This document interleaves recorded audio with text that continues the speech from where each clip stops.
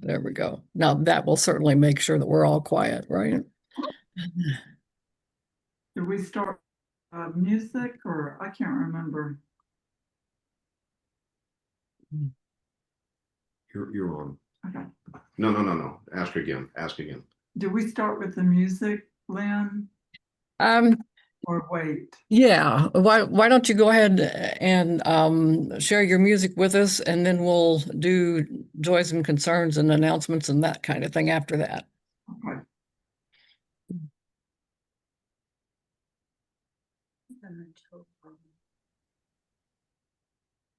Yeah. Do you have them down Yeah. here? I got one, but I don't know what happened to it. I put it in my jeans pocket because it.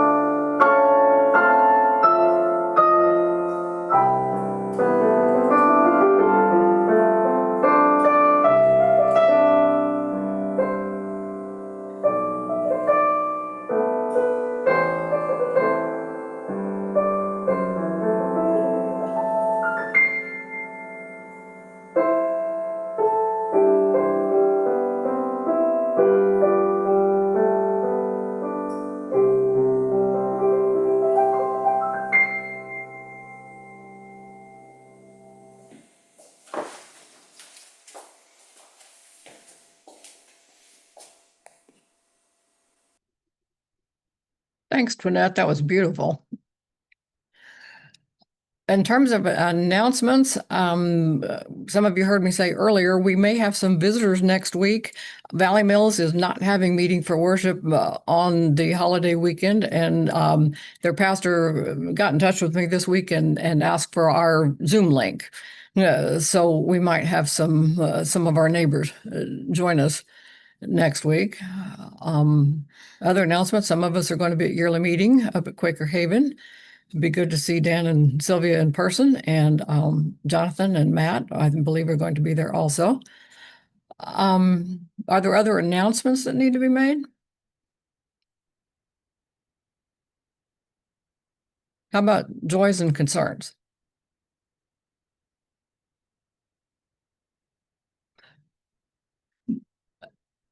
I think I saw you speaking Twinette, but I didn't hear you. You're muted. Okay. I just was indicating everything's great here. That's good to know. I'm happy that this heat wave is about over.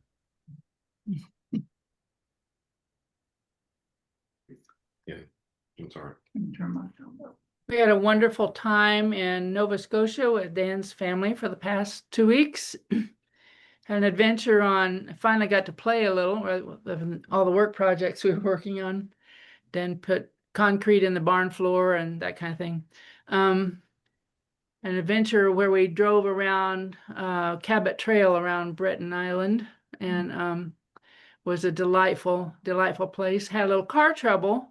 The way Doug explained it was the transmission had got too hot going up the hill, and the brakes got too hot going down the hill. And so the way the little girls, 8 and 9-year-old, decided to tell their mom about the experience was say, "Hey mom, we had a great time on the Cabot Trail. We got to play in the sand at a beach, and by the way, the car caught on fire." It didn't quite, but it was smoking for a little bit, and so we're very glad that by now they have a brand new car. So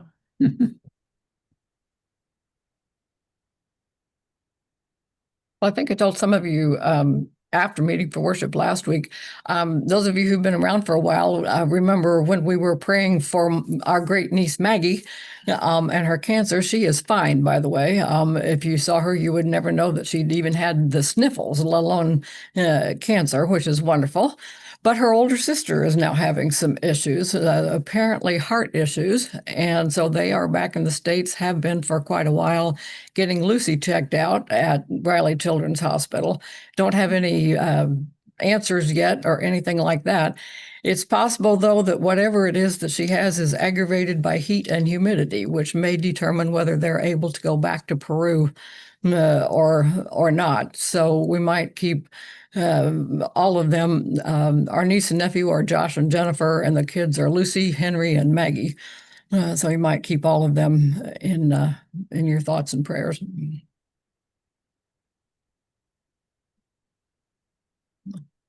Chip is our worship leader this morning, so let's center down for a little bit, and he will speak to us out of the silence as God leads him.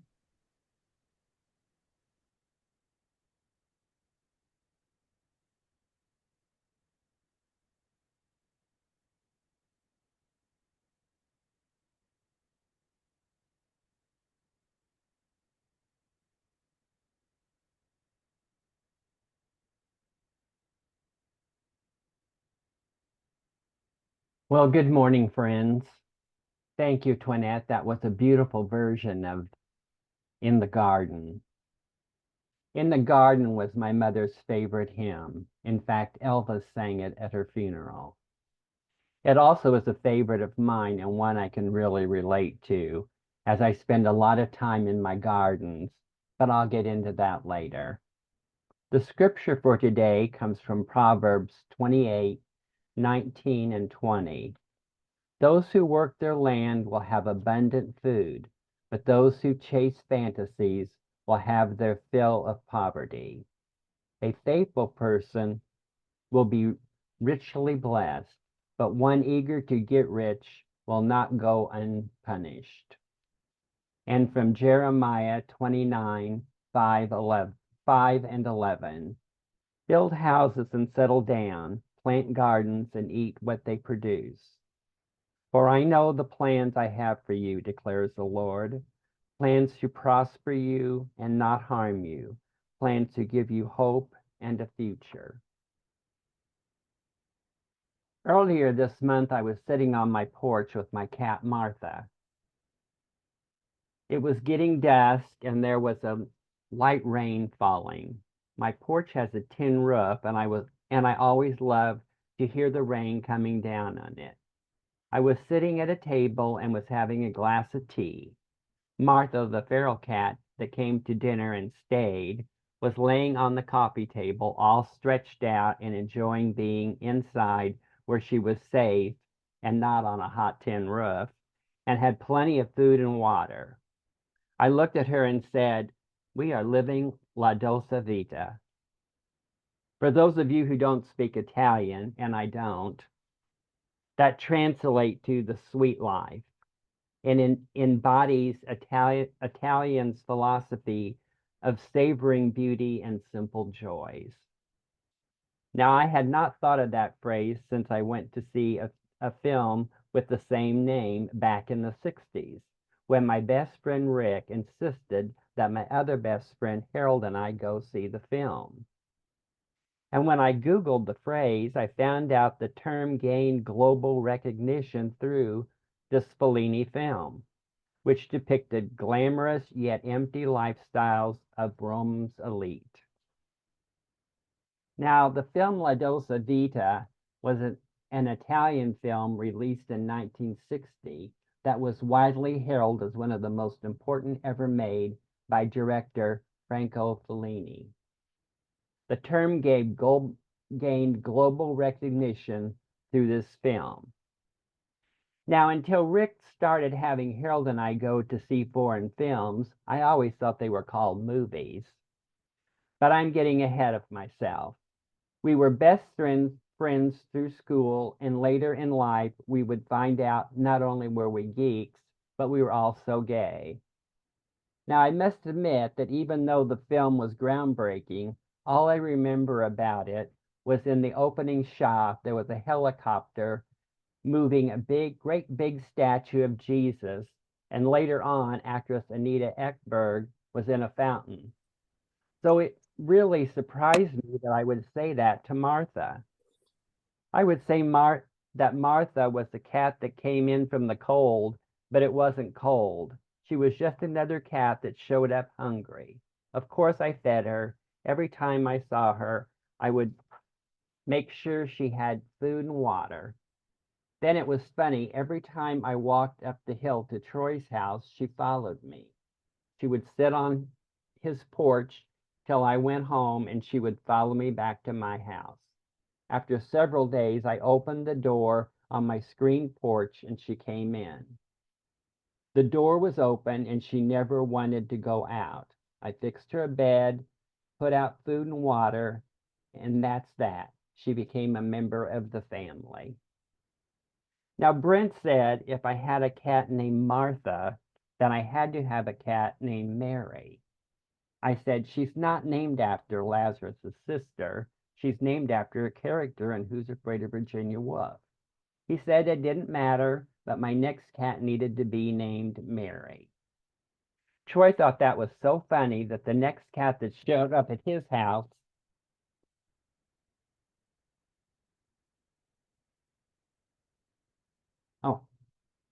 he started to call the cat Mary.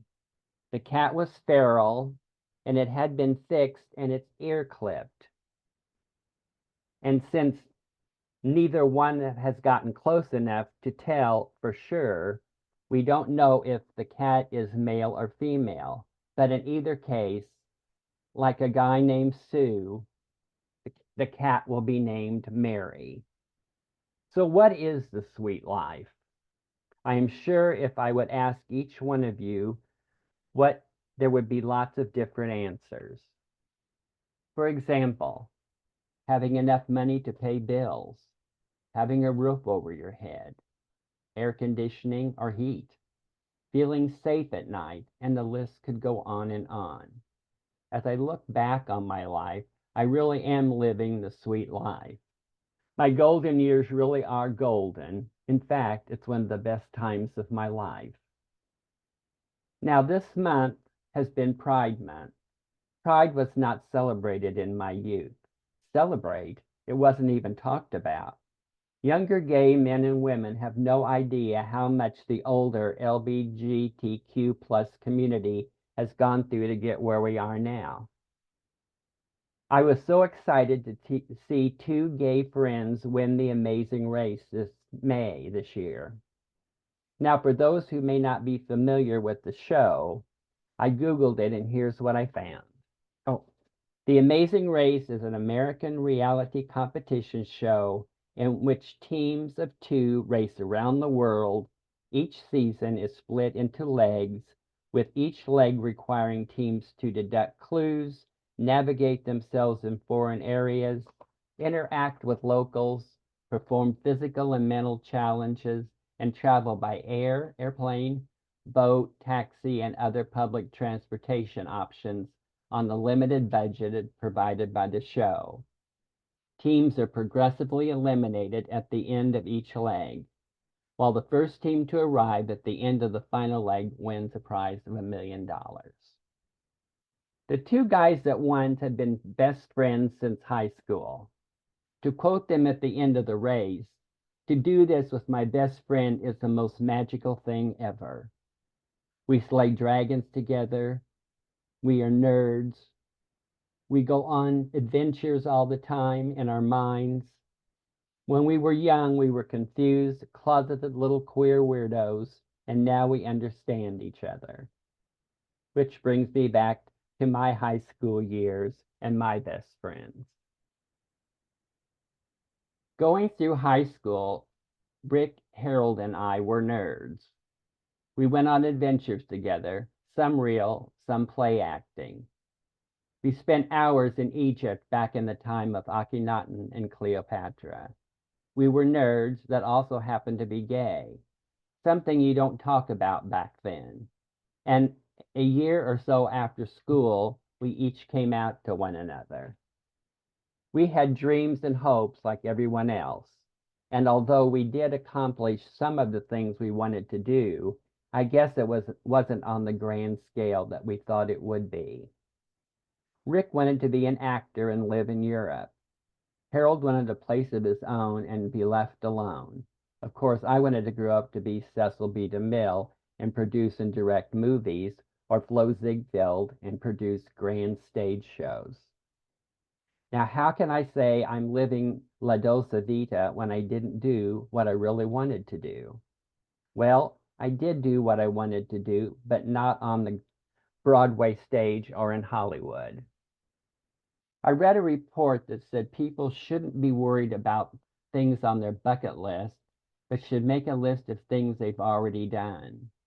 I made a list and checked it twice, and it seems I have done more things than I have left to do. Well, I have lived in a lot of places, but where I am now is really home. I remember back when I was really young, my dad asked me where I wanted to live when I grew up. There was a place on our farm we called the Hollow. It was a pasture area with lots of trees and a creek that ran through it. There was a small chicken house there. I told my dad that is where I wanted to live, with a little dog and pretty dishes. And that is where I live now. Well, kind of. There are 3 houses on the property of about 5 acres. The property is surrounded by trees. The move-up home is where Brandon, Keisha, and Drake live. The starter home is where my best friend Troy lives, and I live in the retirement home, and not a chicken house. Now, there is a creek that runs through it, and most of you know I have lots of pretty dishes. Now, here is the fun fact. Although this is the family farm of my stepfather's, the property had belonged to his mother, who happens to be a cousin of mine on my father's side. Living in my childhood home and having the ones I love near me is why my life is sweet. This is from Philippians 4:11 and 12. I am not saying this because I am in need, for I have learned to be content wherever the circumstances. I know what it is to be needed, and I know what it is to have plenty. I have learned the secret of being content in any and every situation. And from Buddha, do not dwell on the past. Do not dream of the future. Concentrate the mind on the present moment. As you know, we lost power for 44 hours last week, and that was an experience to say the least. You might be surprised. It might surprise you for me to say it really wasn't that much of an ordeal, and I spent most of the time in my gardens. I'm truly blessed that the outage took place last week and not this one. I have several gardens. I have one on my screen porch, an Asian garden on my patio, a rose garden, a vegetable garden, and if you take the stairs up to the top of the hill, I have a meditation garden. I spend a lot of time working and sitting in my gardens. It brings me much peace and a closeness to God and nature around me. I love to sit on my patio and watch the animals and birds come to the feeding station. I enjoy it as I feel I'm living in harmony with nature. It is such a joy to have a raccoon or a chipmunk come up and sit by me. In the evening, I enjoy going to the meditation garden to talk to God and watch the sun go down. Now, if troubles or something is bothering me, I do a meditation there. I saw this done on my soap opera, The Young and the Restless. I changed it a bit so it applies to me. And I have found that to be helpful, and I hope it might do the same for you. It goes like this. I go sit on my bench and take off my shoes and socks. I like to center myself and close my eyes and take a deep breath. I think about the fact that I am alone in my beautiful garden, and I feel the grass beneath my feet. That's called touching grass. Now I wiggle my toes and I feel the grass beneath them. I feel the sun on me as it goes down. I hear the wind blowing through the trees and hear the birds sing, some near, some far away. There is a creek nearby and I hear its sound of the water bubbles pass. We worry about things that don't matter or things we can do nothing about. Now I put my troubles and concerns in a pile before me. I imagine they're a bunch of leaves that have been raked up. I take a deep breath and I exhale. I see the leaves blow, and each breath they blow farther and farther away until you can't see them anymore. When I feel like it, I open my eyes, talk to God, and watch the sun go down. Yes, I am living La Dolce Vita. My friends, my family and best friends are next door, and I really don't have much to worry about. As for my high school friends, Rick moved to Switzerland. Harold got his beautiful home, and we made good friends till he passed away. And to, again, quote the guy from Amazing Race, we were young, we were confused, closeted little queer weirdos, and now we understand each other. Even though I'm living the sweet life, it could change in a minute. There's so much unrest in the country and the world. We must hold things in a positive light and ask God to help us through this. As we go into quiet time, I would like to share with you something I sent out on a Christmas card back in the 70s. Even though this is old, I believe it applies to us today. And it is, throughout the world, in every heart, in every home, one prayer, that all men live as brothers and that peace reign everywhere. My wish for you and all the world is peace. Arrivederci.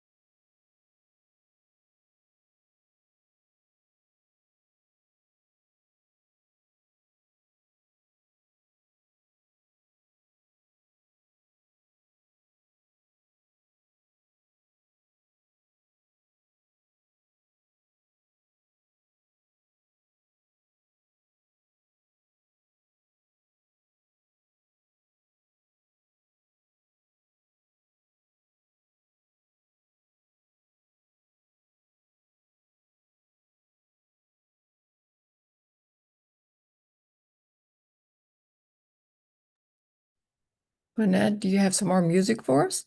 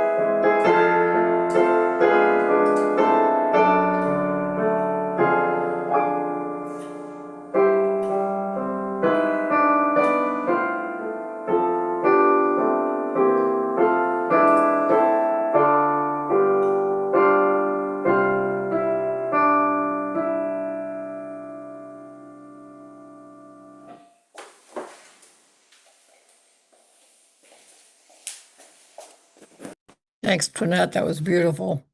And Chip, thank you for your words. We've reached the time when some of us need to leave and go other places, and we wish you Godspeed. We'll look forward to seeing you next week, we hope.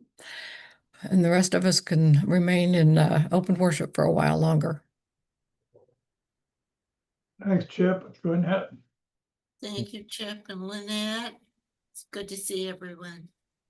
Thank you. That was beautiful, both of you.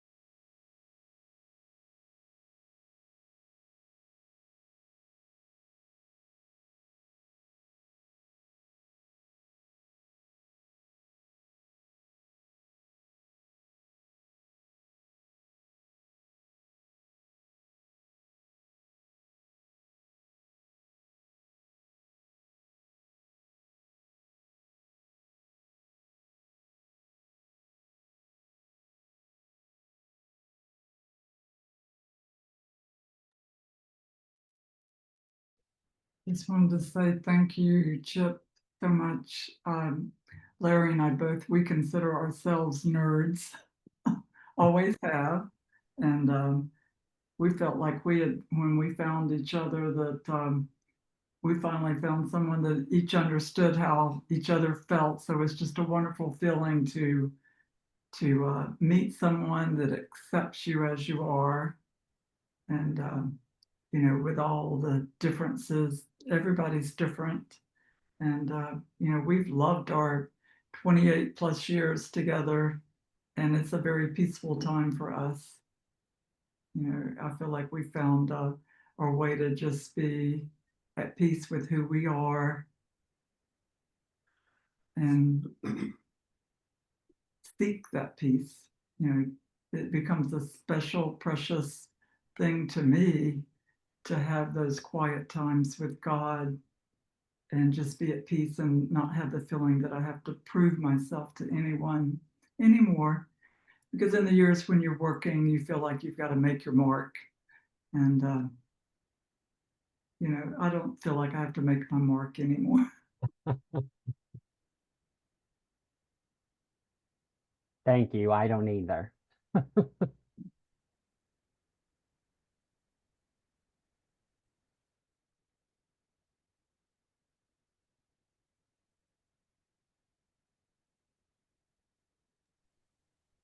Well, if our hearts are clear, we can bring meeting to a close. Thank you again, Chip, for your message this morning. Thank you, Chip.